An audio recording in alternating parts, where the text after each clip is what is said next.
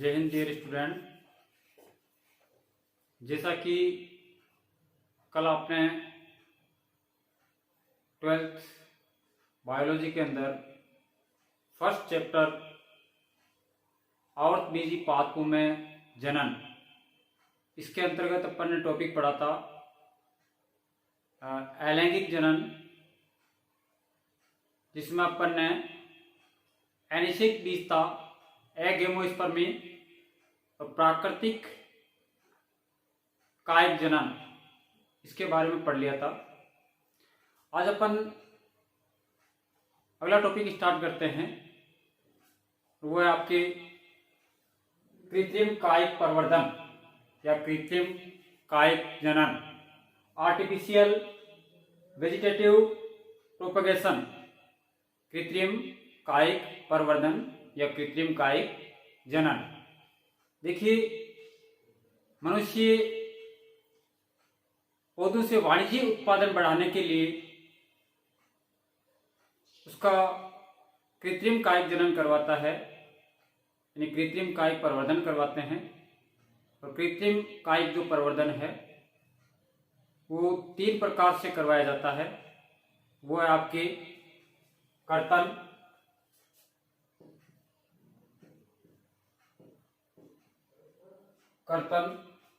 Cutting, दूसरा आता है आपके दाब लगाना,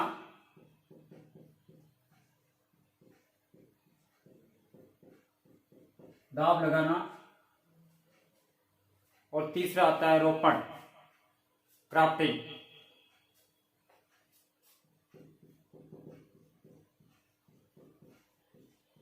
रोपण देखिए, कर्तन है, कटिंग है, वो 2 प्रकार से की जाती है। एक तो स्टेम कटिंग यानी स्तंभ कर्तन, एक रूट कटिंग यानी मूल कर्तन। तो कर्तन है, कटिंग है, वो 2 प्रकार की होती है।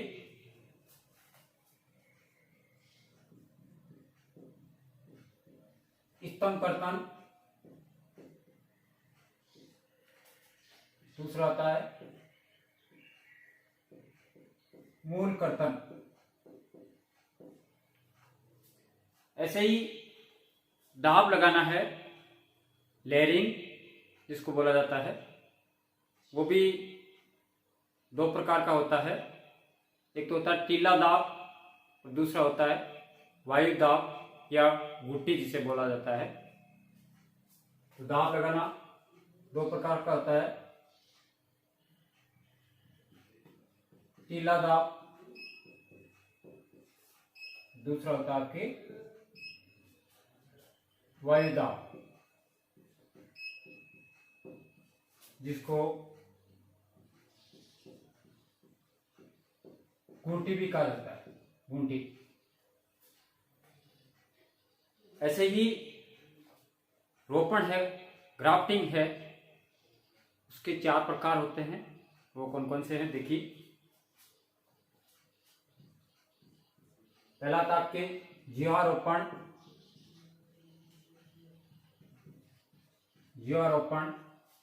या इसको जीवी रोपण भी कहा जाता है, इसको हिप रोपण भी कहा जाता है। जीवी या हिप रोपण।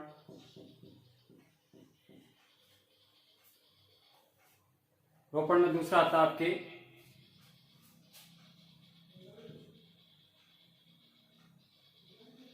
खच्चर रोपण। तीसरा आता है किरीट या मुकुट रोपण, और चौथा आता है कलिका रोपण। तो कायिक प्रवर्धन है, कृत्रिम कायिक प्रवर्धन है, वो 3 प्रकार से करवाया जाता है। पौधों से अधिक लाभ लेने के लिए, वाणिज्यिक उत्पादन के लिए कृत्रिम कायिक जनन करवाया जाता है। तो कृत्रिम कायिक प्रवर्धन है वो 3 प्रकार से करवाया जाता है। देखिए, कर्तन कटिंग दो प्रकार का होता है, स्तंभ कर्तन स्टेम कटिंग और मूल कर्तन रूट कटिंग। ऐसे ही दाब लगाना है वो दो प्रकार का होता है, टीला दाब और वायु दाब या गुटी। तीसरा आता है आपके कृत्रिम काय प्रवर्धन में रोपण, जो 4 प्रकार से करवाया जाता है। जीवारोपण, इसको जीवी या हिप रोपण भी कहा जाता है। दूसरा फचर रोपण, तीसरा क्रिट या मुकुट रोपण और चौथा कलिका रोपण। देखिए अपन डिटेल से एक एक करके इनके बारे में पढ़ते हैं। तो सबसे पहले आपके देखते हैं अपन कर्तन के बारे में।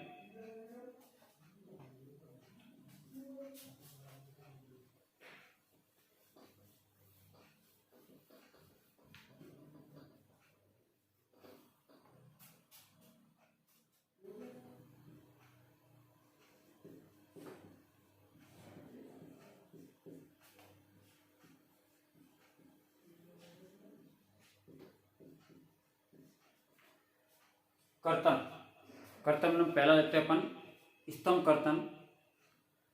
स्तंभ कर्तन के अंदर पौधे के जो स्तंभ है उनके छोटे छोटे टुकड़े काट लिए जाते हैं और उनका जमीन में रोपण कर दिया जाता है। कुछ समय पश्चात उन स्तंभों से कलिकाएं विकसित होती है और नए पौधे विकसित कर लेती है। ऐसा जो किया जाता है वो कुछ पौधों में उनके एग्जाम्पल है गन्ना,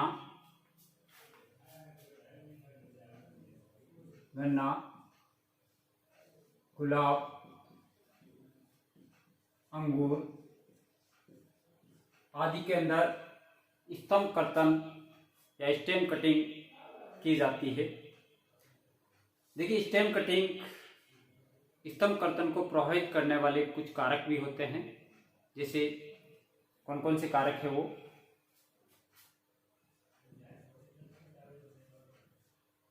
अपन ऐसे लिखेंगे, कर्तन को प्रभावित करने वाले कारक कौन कौन से हो सकते हैं। एक तो आपकी जो प्रवर्ध होता है, जो अपन ने स्तंभ लिया है चाहे या रूट ली है, उसकी लंबाई कितनी है। ठीक है, तो पहला है आपके प्रवर्ध की लंबाई, प्रवर्ध की लंबाई। दूसरा आता है कि जिस पौधे के स्तंभ की या रूट की अपन ने कटिंग की है, कर्तन किया है, उस मातृ पादप की आयु कितनी है। तो दूसरा क्या आएगा आपके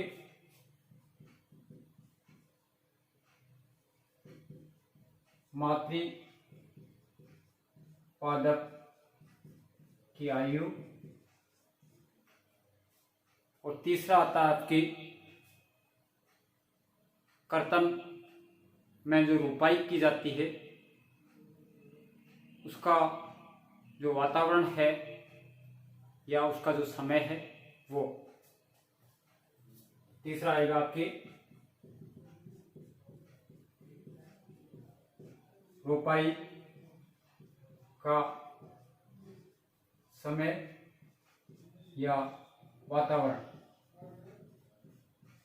ये 3 कारक है वो कर्तन को प्रभावित करते हैं। अब देखिए इसको एक बार नोट्स के अगर रूप में लिखो आप, तो इसको एक बार वापस सुन लीजिए कि कर्तन है 2 प्रकार से किया जाता है, कटिंग 2 प्रकार से की जाती है। एक तो पौधे का जो स्तंभ है या स्टेम है उसके छोटे छोटे टुकड़े करके जमीन में उनकी रोपाई कर दी जाती है। अनुकूल परिस्थिति के अंदर कुछ समय पश्चात इन पौधों से कलिकाएं विकसित होगी और ये नए पौधे विकसित कर लेंगे और नए पौधे बन जाएंगे। ऐसा किया जाता है गन्ना, गुलाब, अंगूर आदि के अंदर। फिर आपसे पूछ सकता है कि कर्तन को प्रभावित करने वाले कारक कौन कौन से हैं। तो 3 कारक है वो कर्तन को प्रभावित करते हैं। परवल की लंबाई, मातृपादप की आयु, रोपाई का समय या वातावरण। दूसरा आपके आता है इसमें कर्तन में मूल कर्तन। उसे क्या आएगा कि मूल कर्तन। स्तंभ की तरह मूल के छोटे छोटे टुकड़े करके जमीन के अंदर इनकी रोपाई कर दी जाती है, तो कुछ समय पश्चात इनसे नए पौधे विकसित हो जाते हैं, जिसे मूल कर्तन कहा जाता है। क्या कि मूल के छोटे छोटे टुकड़े करके जमीन के अंदर रोपाई करने पर कुछ समय पश्चात इनसे नई कलिकाएं विकसित होती है और नए पौधे बन जाते हैं, जिसे मूल कर्तन कहते हैं। और ऐसा किया जाता है अमरूद है, सेम है, चेरी है आदि। ये मूल कर्तन किसमें किया जाता है? अमरूद, सेब, चेरी आदि के अंदर मूल कर्तन किया जाता है। तो ये तो हो गया आपके डियर स्टूडेंट कर्तन के बारे में। अगला अपन लेते हैं दाब लगाना।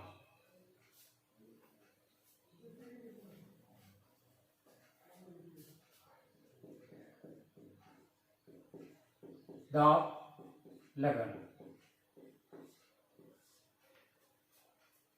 दाब लगाने की जो विधियां हैं वो 2 प्रकार की है, टिल्ला दाब विधि और वायु दाब या गुट्टी विधि। तो पहले अपन पढ़ते हैं टिल्ला दाब विधि।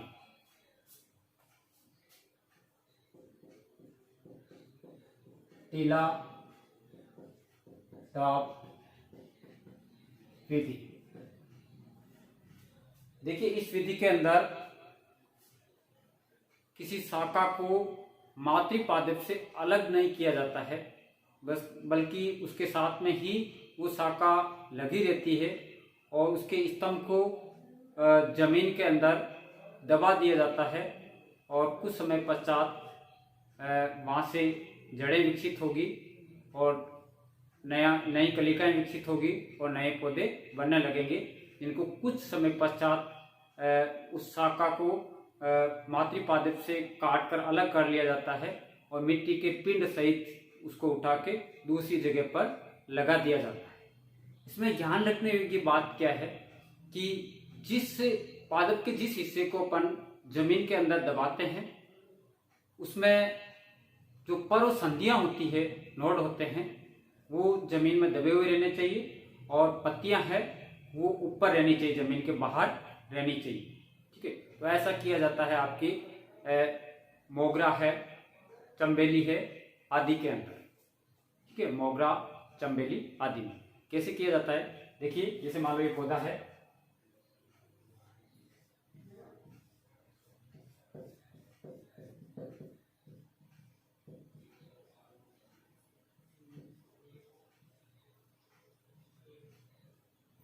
इसका कोई एक तना है, ये इसको मोड़ के या जमीन के अंदर अपन दबा देंगे मिट्टी डाल के ऐसे। इसमें इसकी जो पर्व संधियां हैं, तने में जो नोड होते हैं इस तरह के,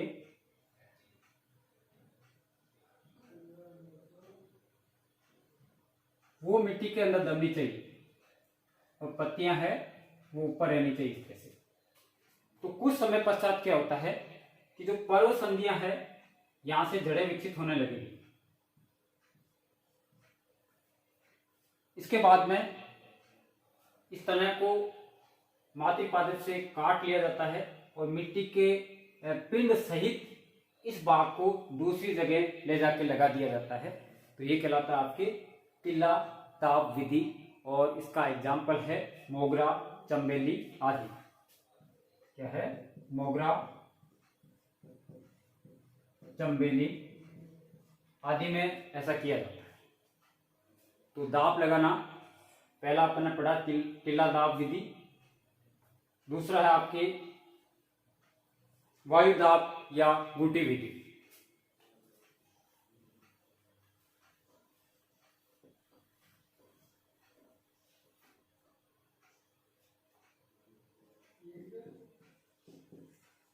वायुदाब या घूंटी विधि आएगी।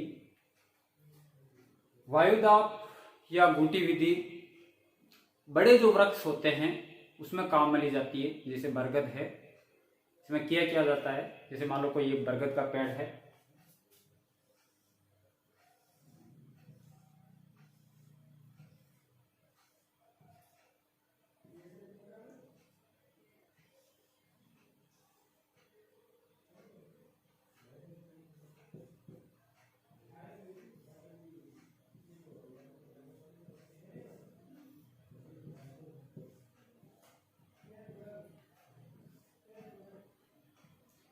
ये बरगद का पेड़ है, तो इसमें जो स्वस्थ शाखा होती है उस पर उसकी जो छाल होती है ऊपर वाली, जिसे हम अपन फ्लोएम बोलते हैं, उसको उतार लिया जाता है और एक वलय बना ली जाती है।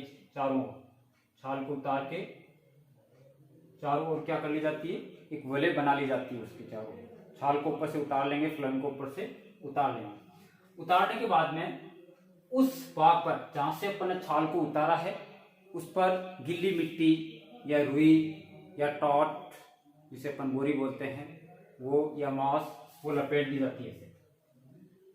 इस तरह से लपेट के उसके ऊपर उसको किसी रस्सी से बांध दिया जाता है या सूतली से बांध दिया जाता है ऐसे। और उसकी ऊपर वाली जो शाखा है उस पर एक मटका बांध देते हैं अपन।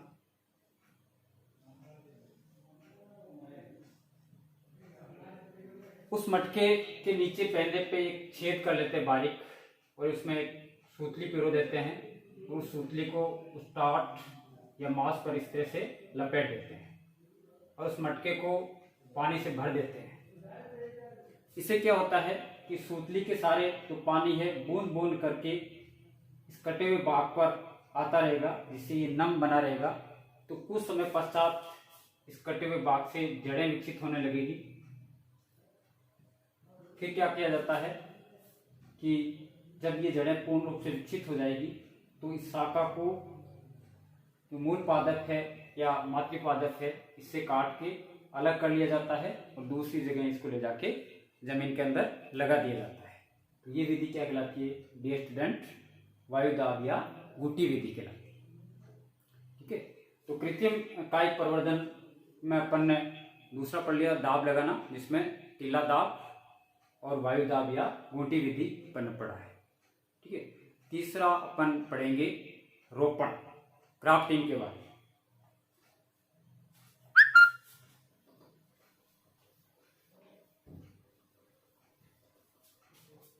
तीसरा आता है आपकी रोपण, जिसको ग्राफ्टिंग बोलते हैं। ये 4 प्रकार से किया जाता है। सबसे पहला आता है आपके जीवी या हिप या जिहारोपण, दूसरा आता है फचर रोपण, तीसरा कीट या मुकुट रोपण, और चौथा आपके आता है कलिका रोपण। ठीक है, तो अपन ने रोपण, देखिए रोपण में क्या होता है कि 2 अलग अलग किस्म के पौधे होते हैं जिनको जोड़ा जाता है, संयुक्त किया जाता है एक दूसरे पौधे के हिस्से को, और संयुक्त करके उनको बांध दिया जाता है। तो इस विधि को क्या कहा जाता है, रोपण कहा जाता है। 2 अलग अलग किस्म के पौधों के हिस्सों को जोड़कर बांध दिया जाता है, जिसे रोपण कहा जाता है। ऐसा क्यों किया जाता है, ऐसा इसलिए किया जाता है कि मान लो कोई पौधा है वो अपनी जमीन में उगा हुआ है और अपनी जमीन के अनुकूल है वो, ठीक है,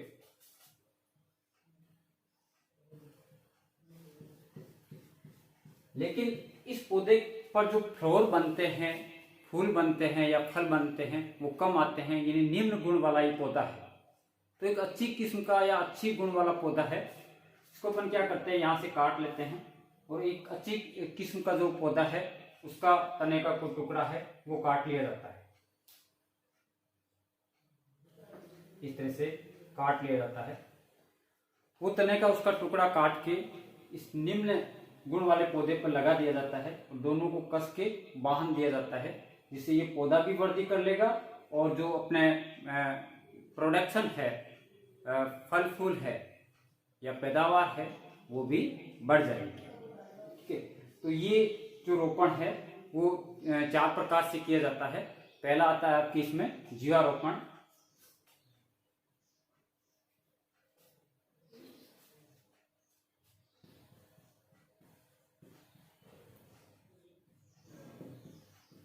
जीवारोपण या इसको जीवी या हीप रोपण भी कहा जाता है इसको।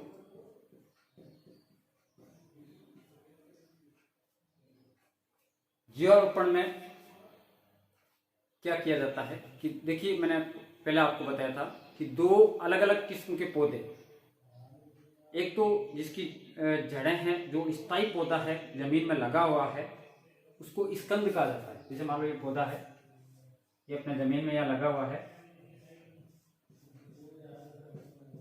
इसको कहा जाता है स्कंद। इसको क्या कहा जाता है? स्कंद कहा जाता है। और इस पर कोई दूसरे पौधे का अगर अपन तना जोड़ रहे हैं तो उसको कहा जाता है कलम। इसको क्या कहा जाता है? कलम कहा जाता है। ठीक है, तो जीवारोपण या जीवी या हीप रोपण में क्या होता है कि सबसे पहली बात तो स्कंद, जो स्थायी तना है वो, स्कंद और कलम, इन दोनों की मोटाई क्या होती है? समान होती है। दोनों की मोटाई क्या होती है? समान होती है। और सबसे पहले क्या करते हैं कि जो स्कंद है, स्कंद पर वी आकार का चीरा लगाते हैं।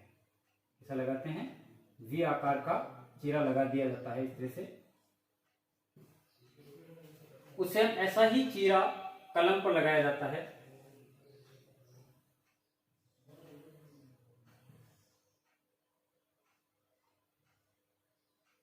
फिर इन दोनों को आपस में जोड़ दिया जाता है इस तरह से।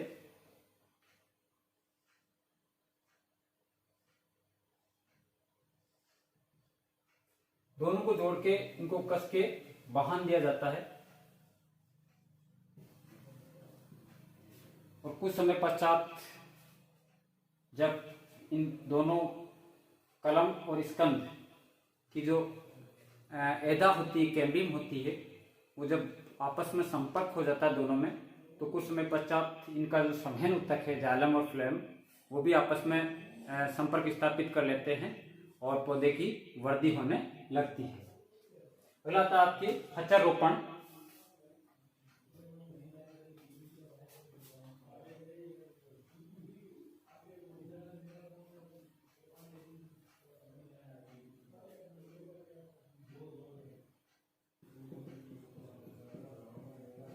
खच्चर रोपण,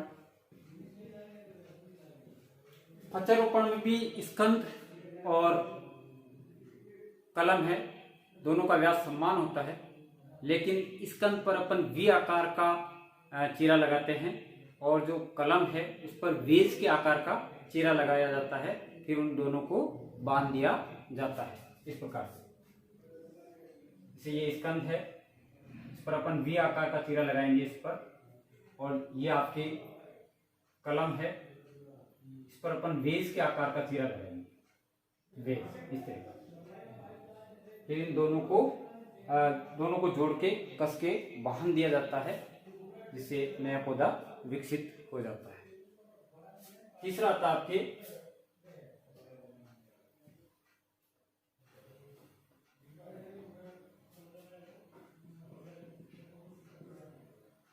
क्रिट या मुकुट रोपण। क्रिट या मुकुट रोपण। क्रिट या मुकुट रोपण में जो स्कंद होता है वो बड़ा होता है, उसका व्यास बड़ा होता है, जिस पर कई छोटी छोटी अपन कलमें विकसित कर सकते हैं, लगा सकते हैं। यानी स्कंद का व्यास क्या होता है? हमेशा बड़ा होता है इस तरह से, और इस पर कई जो छोटी छोटी कलमें हैं अपन विकसित कर सकते हैं इस तरह से।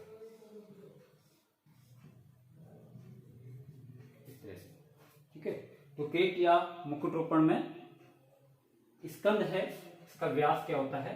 बड़ा होता है, और उस पर कई छोटी छोटी कलमें विकसित की जा सकती है।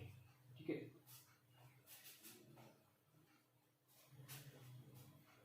चौथा आपके लास्ट आता है रोपण में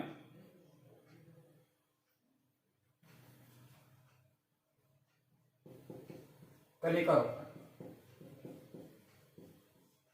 कलिका रोपण, कलिका रोपण में क्या किया जाता है कि जो स्कंद है इस पे टी आकार का चीरा लगाते हैं। कैसा लगाते हैं डियर स्टूडेंट? टी आकार का इस पर चीरा लगाया जाता है और जो कोई कलिका है वो इसके अंदर अपन लगा देते हैं, तो इससे नया पौधा है वो विकसित हो जाएगा। ठीक है, तो कलिका रोपण में स्कंद पर टी आकार का चीरा लगा के उसके अंदर किसी दूसरे पौधे की कलिका को लगा दिया जाता है, जिससे नया पौधा विकसित हो जाता है। तो ये आपके है रोपण। तो रोपण है वो मुख्यतः आपके घना है, आपके गुलाब है, इन पौधों के अंदर रोपण की प्रक्रिया की जाती है। तो इस तरह से आपकी आज ये अलैंगिक जनन है वो कंप्लीट हो गया है। कल अपन पढ़ेंगे आउट बीजी पादपों में लैंगिक जनन। तब तक के लिए आज्ञा दीजिए। Okay, have a nice, thank you.